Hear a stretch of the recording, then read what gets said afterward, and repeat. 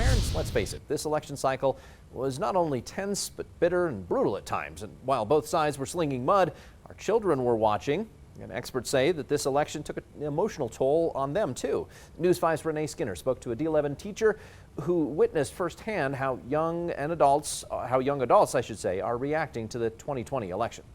They may not be able to vote yet. Our children and youth are really aware that there is a lot of conflict going on in our country. But experts and teachers say our teens have been affected by this election just as much as the adults have. In fact, I have had kids say, you know, if we could vote, boy, I'd feel a lot better. Mr. Robert Dunsing, a District 11 AP government teacher, says his students felt defenseless, unable to vote.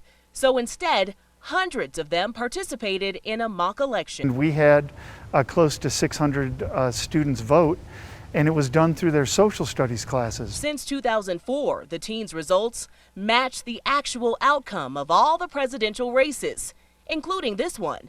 At the same time, many of the young voters siding differently with the rest of El Paso County. Occasionally they skew from how the community has voted, but for the most part they have stayed with the community and how we voted. Family is the #1 determinant of your values and the #1 determinant of how you're going to vote. It's really difficult when we disagree with others, especially family members. Family is the final frontier. And when it comes to family, Dr. Jenna Glover, a child psychologist with Children's Hospital Colorado, says the conversations at home will stick with your teen.